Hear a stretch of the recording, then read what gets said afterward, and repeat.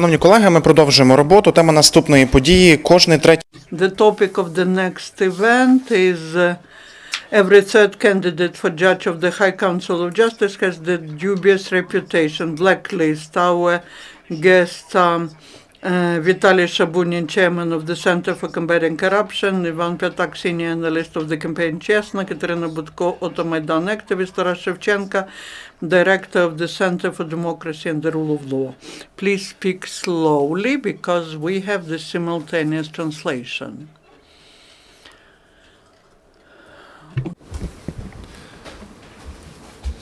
Доброго дня. Good afternoon, colleagues.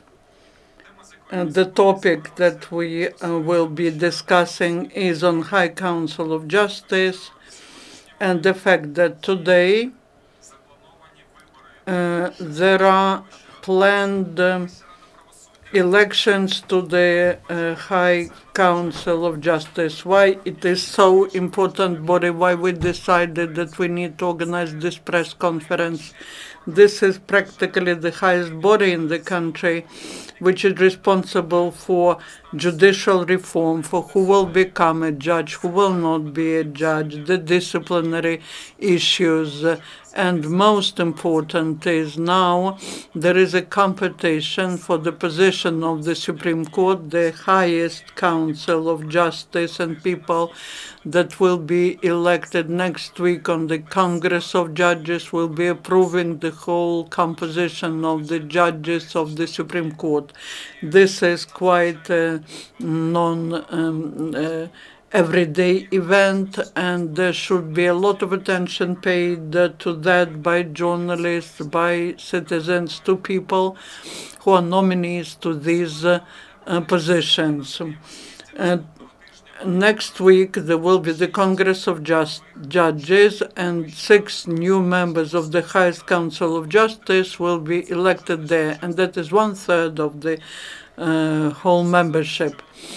And I would like to say that CHESNO movement analyzed all 44 candidates for the position of judges, all 44 judges who are candidates to the position of members of the highest council for justice, and we found 16 there who we included into the blacklist, because according to our criteria, and later Ivan Piatak will talk more about criteria and methodology, these people, we believe, are not integral. CHESNO movement was doing it together with partners like Automaidan and Center for Counteracting Corruption, Combating Corruption, which proved that they are combating corruption, especially in judicial system. What are the main violations that we registered first?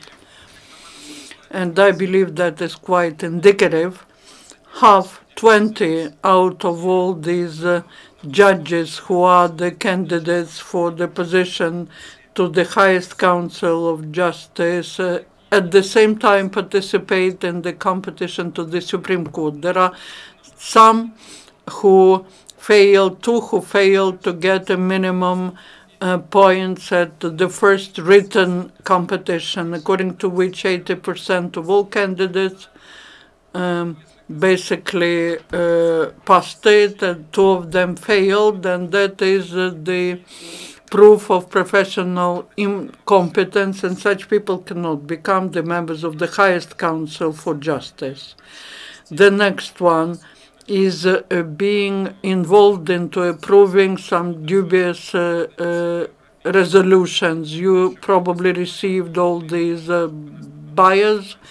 If you don't have, they are at the registration desk, and there's detailed information on each one of them. 7 out of 14, according to the data that we managed to analyze, are such that approved some dubious rulings or decisions. Then the non-transparency of income, 8 out of 16 are those judges on who the activists, the experts, the journalists, investigators have found out that their life does not correspond to the declared income, or they were declaring non-transparently their property. One more criteria is being involved into violation of human rights, and there are two persons who violated. I would like to name some of them to draw most attention to them. Among the candidates who are in the blacklist of CHESNO movement, out of them, there are the head of Голосіївський District Court, Elena Pirvushina. Голосіївський District Court was passing many rulings against the activists of Automaidan. And this person is still holding her position. The next one is Ruslan Arsiri, who by his decision allowed to return, did not return. Prevented from bringing back to the state gas fields, which were privatized by people from Yanukovych team. Also, we have Oksana Apple in this list, who became famous for her very big love, so to say, admiration with very expensive cars. So these are just all those people who, about whom we collected information. I will mention all the names from this blacklist.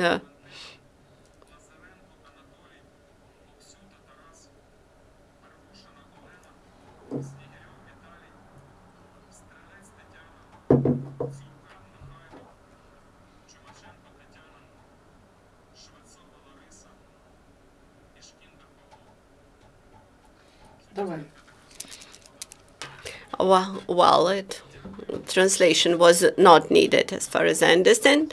Now I will give the floor to my colleagues. Ivan Piatak, the mic is yours. Thank you. I would like to describe in more detail the methodology against which we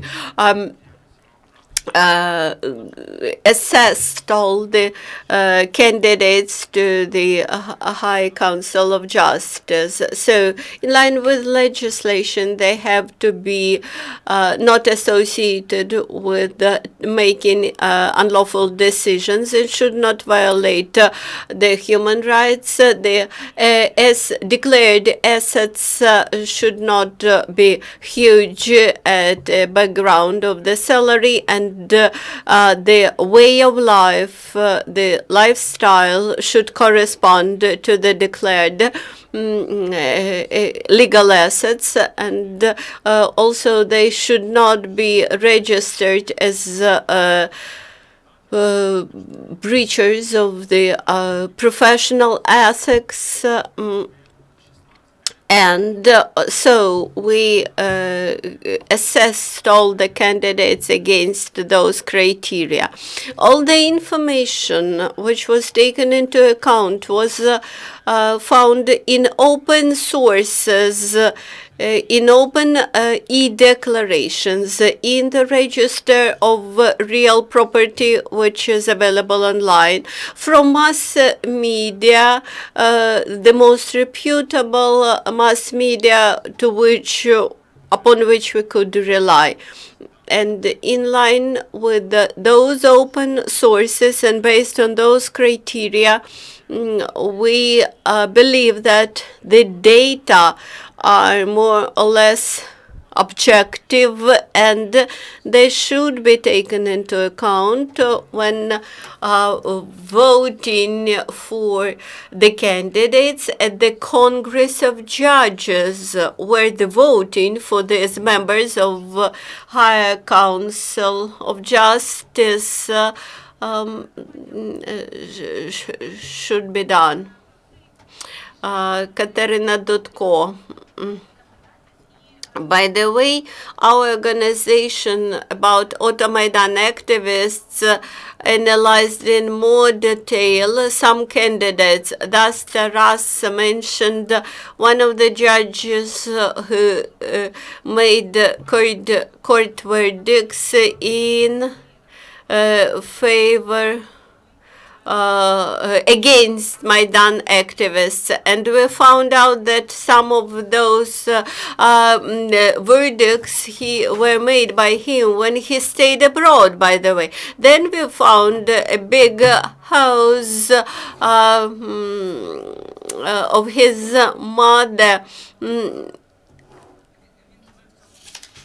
and this is a big luxury house which cannot be explained rationally. Also, we found Mr. Sergei Babenko, who was not allowed to pass a competition to the to the Supreme Court of Ukraine because of non-declared assets. For example, his daughter, who is under 18 years old, possessed several very expensive apartments in very privileged district of the capital of Ukraine. Then his wife illegally possesses a lot of property and companies in occupied Crimea. On December 30, 2013, the Highest Council of Justice made decision about ruled a decision about violation by him the judge's code of ethics. Unfortunately, at that time, the High Council of Justice failed to dismiss this person because of the lack of proofs, but now Mr. Snigirov wishes to join the High Council of Justice. And by the way, this is a person who sued High Qualification Commission and requested to stop this the contest, the competition to the Supreme Court of Ukraine, and which is extremely hindering the selection process now. I won't mention even the names of some other dubious candidates, but there are big doubts about these personalities. But I only would like to emphasize that the judiciary reform and its progress depends on the quality of candidates. Good afternoon. I will be very brief. I will remind why it is so important to have the High Council of Justice, this body, basically disregarded the changes, amendments to the Constitution on the taking off immunity from the judges. Basically, because of them, we cannot arrest the judges who were caught committing the crime. They made the attempt to basically eliminate such amendment by such a body, even if now this council will be renewing the whole system of judiciary. If they take off the norm of the law on transparency, on publishing the works of the judges, the broadcasting of the court sittings, then it will be according to the law. The High Council of Justice can, by their decision, remove from the competition any one of the candidates. And if people with such problems that you've heard about become members of this High Council, then that threatens the whole cleaning of the judicial system. It is of critical importance so that the judges to whom we have so serious questions do not get into the key judicial body of the country. One more thing. 16 persons who we named, these are those to whom we have questions. And we found out all that information in open sources. Does that mean that others are really good? That means only one thing, that we could not find information on them in open sources. But open sources, that's very little. There are, for example, the register of powers of attorney. A lot of property is there, and that's the property of corporate rights, which we cannot see in the register of real estate, for example. In other countries, those who get to such a body are the best out of the best. To those who are known to the whole of the country as honest people of principle. So we would like us to think not about that the civil activists have found 16 and we with problems, and we will not vote for them, but of the rest we will be electing not those who about who we don't have any bad information, negative information, but those who really deserve it.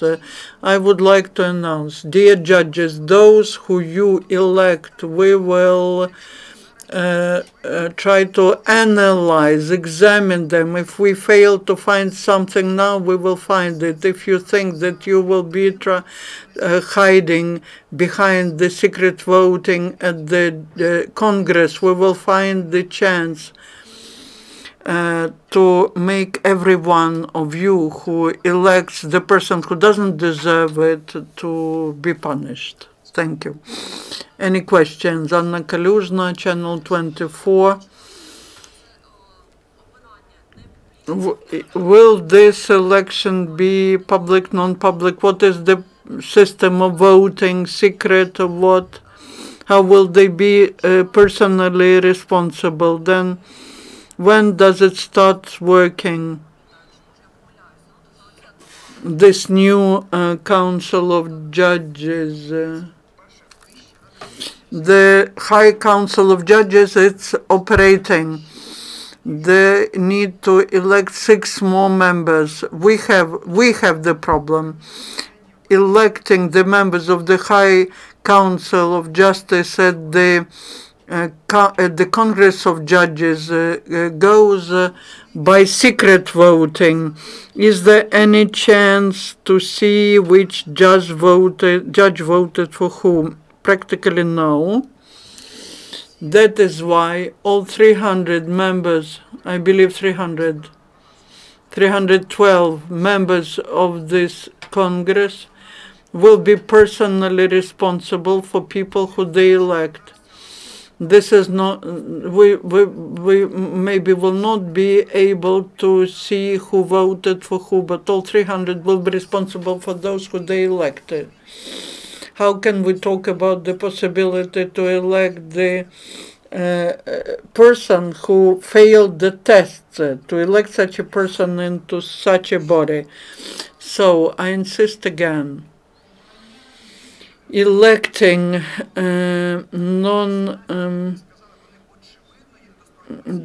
people who do not deserve to be elected makes it dubious to think about cleaning the whole system. One more question. If they manage to do it, what will be the next steps?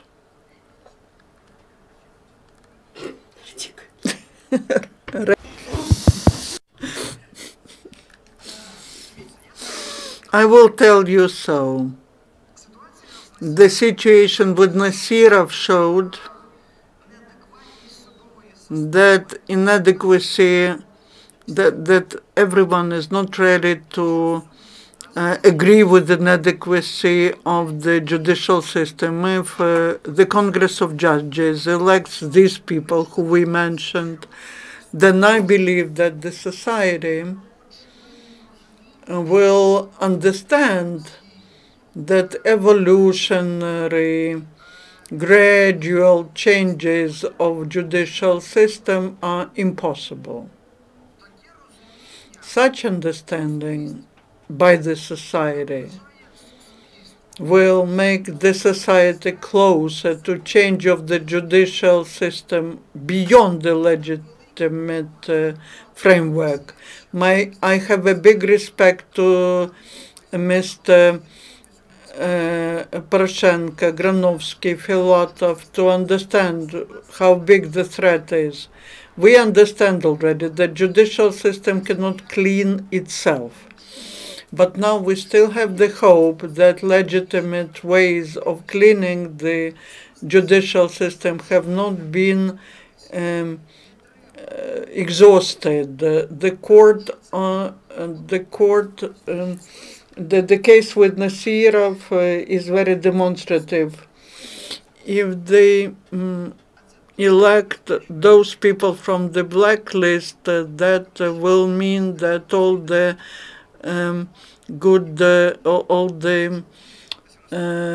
gradual ways of changing the system have been exhausted. I would like to add one thing very briefly.